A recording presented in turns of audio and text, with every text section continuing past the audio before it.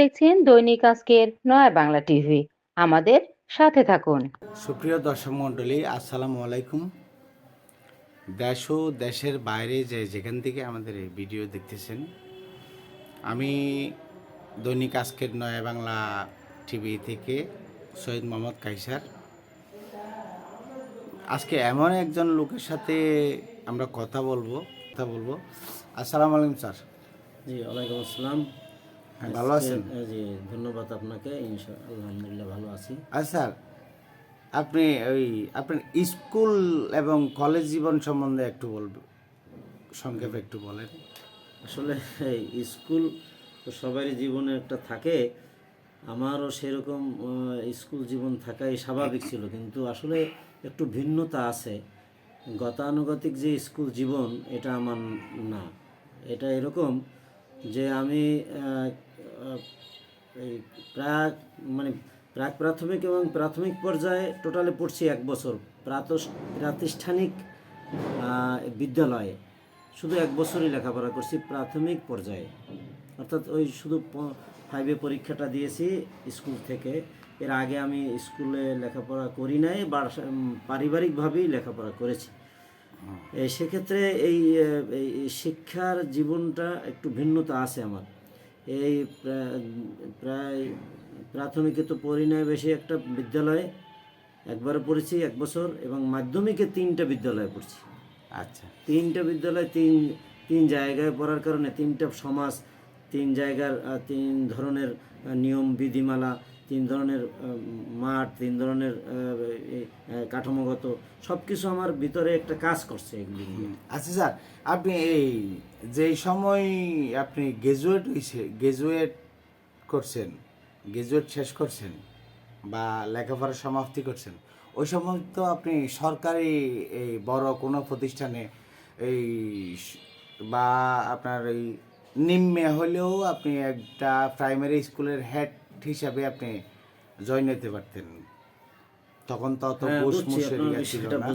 আসলে আপনি এটাতে জান না কেন? এইটা বিষয়টা কি, আমি কিছু কিছু মানুষ আছে যাদের কর্মতৎপরতা থাকে, মন মানসিকতা ইচ্ছা ভিন্ন রকম থাকে। আমাকে এইরকমই আমি যতটা না বই পুস্তক পাঠ করেছি বা লেখাপড়ার মাধ্যমে যতটা না পাঠ্যপুস্তক পড়েছি, তার চাইতে বেশি পড়েছি মানুষকে। কিন্তু মানুষের সাথে একটা মানুষ হচ্ছে একটা শ্রেষ্ঠ উপন্যাস, একটা শ্রেষ্ঠ বই। আমি ওই যে বললাম, ছোটবেলা থেকেই আমার এই পরিস্থিতি, পরিবেশ এবং সমাজ, মানুষ, এটা লেখাপড়ার বেশি।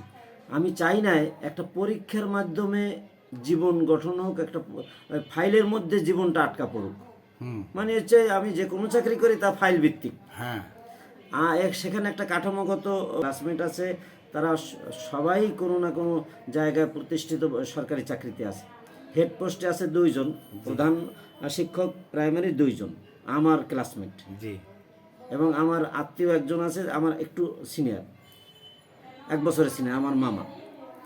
একবার পরীক্ষা দিয়েছিলাম, ওই ইন্টারভিউ দেওয়ার পরে লিখিততে এলাও হওয়ার পরে ভাইবা দিতে গেলাম আমার ওই মামার সাথে, ওই যে মামার কথা বললাম এখন হেড স্যার, উনি এখন মংলা চিলার একটা প্রাথমিক বিদ্যালয়ের প্রধান শিক্ষক। চিলা প্রাথমিক বিদ্যালয়ের প্রধান শিক্ষক উনি। তাই এখন ওনার সাথে একই সাথে ভাইবাটা হয়েছিল। আমিও যে রুমে বসা ছিলাম ভাইবার রুমে, ও মামাও এক জায়গায় ছিল। তো কথা হচ্ছে কি না, কিন্তু আমি ওই পরীক্ষা দিয়ে আসছি, গতানুগতিক দিয়ে আসছি। আর দিয়ে আসার পরে আমি শুধুমাত্র যেতাম না, ওইখানে পরীক্ষা দেওয়ার কথা নাই, আমি একটা বাধা প্রাপ্ত হয়েছিলাম। সেই বাধাটা হওয়ার পরে এই বাধাটা আমার কাজে দিছে এখানে আসার জন্য। অর্থাৎ আজকে যে এখানে আমি বসে কথা বলছি, আপনারা যতটুকু বিশেষণ দিচ্ছেন তার মূল হচ্ছে ওই বাধাটা। যেই বাধাটা আমি ওখানে ওই একবারই পরীক্ষা দিয়েছি, আমার জীবনে সরকারি চাকরির জন্য পরীক্ষা একবারই দিয়েছি। সেই বাধায় আমি পারি নাই, কেন কোন বাধা সেটা এখানে বলবো না। আমি না পেরে এখানে এসেছি, এখানে এসে আমার মতো আমি কাজ করতে পারছি। আমার মতো আমি কাজ করতে পেরে এখন শিক্ষকতা, প্রশিক্ষণ, সাংবাদিকতা, লেখালেখি, যাবতীয় যত সামাজিক কর্মকাণ্ড সব জায়গায় একটা আমার ভালো লাগে। এই ভালো লাগার কাজটা আমি ওখানে কথাই হলো যে আপনি উন্মুক্ত হ্যাঁ, স্বাধীনতা, ও স্বাধীনতা স্বাধীনভাবে কাজ করার পরিবেশে আমি কাজ করতে চেয়েছি। এটা ছোটবেলা থেকে একেবারে প্রাইমারি লেভেল থেকেই আমাকে কেউ ওই নিয়মের মধ্যে রাখতে পারেনি। আচ্ছা, আপনি এই স্কুল এই 2000 কত সালে জানি এইটা 2006 এখানে প্রস্তুতি 2006 সালে। অবশ্যই 2004 এটা শুরু করছি। 2004 শুরু করছেন, 6 থেকেই সব এটা একাডেমিক ভাবে 6 থেকে একাডেমিক ভাবে। এইটার মধ্যে আপনাকে হ্যাঁ, উৎসাহিত করেছিল কেউ, নাকি আপনার নিজের থেকে? আসলে এখানে তখন তো অত এই যে স্কুল ছিল ওই না। সব মিলে এক জায়গায় গান এক লাইনেরই শেষ। সেই গানটা হচ্ছে এই, সমাজ পড়ে যে, সমাজ থেকে যে পাঠ নেয়, যে সমাজ পাঠ করে, যে মানুষ পাঠ করে, এই সমাজের পাঠ করার কারণেই আমি সমাজ থেকে বুঝতে পারছি এখানে স্কুলের বড় অভাব।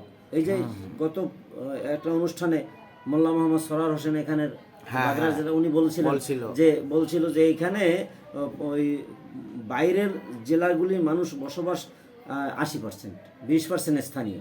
এই 80% বাইরের মানুষের মধ্যে সর্বপ্রথম বাইরের মানুষ স্কুল করছে এই এলাকায় আমি। হ্যাঁ, আপনি আমার আগে কেউ বাইরের এখানে কেউ স্কুল করছে খুব কম, আমার জানা নাই। এই এলাকার এই ইপিজেড থেকে এই বড়পোল পর্যন্ত, এই ফ্রিপোর্ট মোড় থেকে এইদিকে অত স্কুল ছিল না। স্কুল ছিল না। এই সমাজে দেখলাম যে এই ছোট ছোট বাচ্চাদেরকে রেখে মায়েরা কাজ করতে যায়, চাকরি করতে, এই পিজিটে, ফ্রিপোর্টে, গার্মেন্টসে। এই বাচ্চাগুলি বিভিন্ন জায়গায় হারিয়ে যায় প্রায় ওই সময়। তো এখন একটু কমছে কিন্তু। আচ্ছা, এখন এই স্কুল প্রতিষ্ঠান প্রত্যেক মোড়ে মোড়ে। আপনার মধ্যে আমি এই যে গত 3-4-5 মাসের মধ্যে যেই আপনার মধ্যে যে আন্তরিকতা, বন্ধুত্ব, ভালোবাসা, মানুষের সাথে মিলেমিশে চলাফেরা, এটা কি আপনার পারিবারিক শিক্ষা?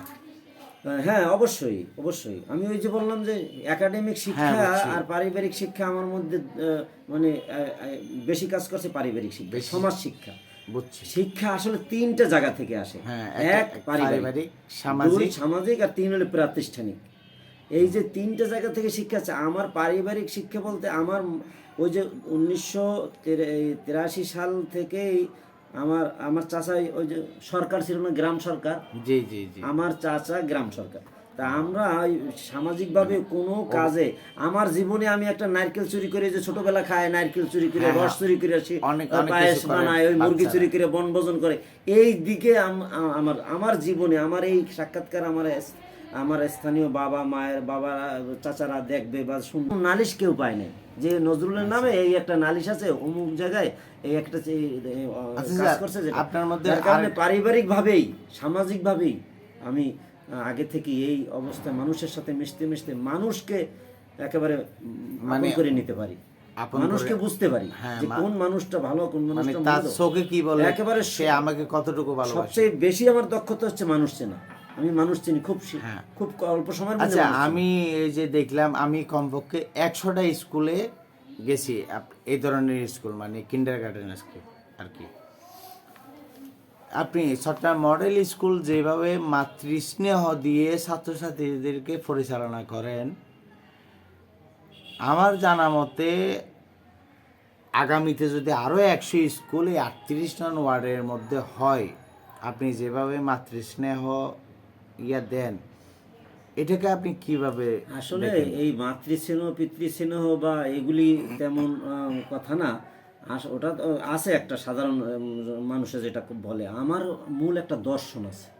দর্শনটা হচ্ছে মানবতা শিক্ষায়, মানবিক দর্শন।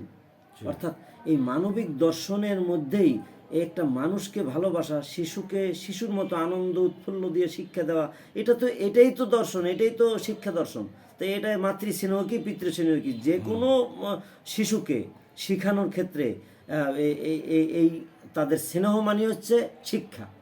আর ভয় এর বিপরীতে ভালোবাসা দিয়ে, স্নেহ দিয়ে জয় করা যায়। আর সেইটা মাতৃস্নেহ বলেন, পিতৃস্নেহ বলেন, ভাইয়ের আদর বলেন, আর শিক্ষকের আদর বলেন, এইগুলি ভাষা। মৌলিক বিষয়টা হচ্ছে মানবিক শিক্ষা দর্শন। এই দর্শনে আমি এই স্কুলটা পরিচালনা করি। আচ্ছা, আপনার কোনোদিন মনে হয় নাই আমি এত এই গ্রাজুয়েশন করার পরেও, মানে আমি এই সামান্য স্কুল চালাচ্ছি, এটা কোনো সময় আপনার ভিতরে কাজ করছে? এটা সামান্য স্কুল না, এইটা হচ্ছে সবচেয়ে একটা বড় কাজ। স্কুল সামান্য হতে পারে আপনার কাছে বা মানুষের কাছে বা ছোট হতে পারে, কিন্তু আমি যে কাজটা করছি এই কাজের ফলাফল এত সহজ না, এত অল্পতে ভালোবেসে ফেলছি আর এখান থেকে বেরোইতে পারি না। যার কারণে লেখাপড়া, পাঠ্যপুস্তক এবং মানুষ পড়া, সমাজ পড়া, দেশ পড়া, ভ্রমণ করা, এগুলি ছিল আমার নেশা।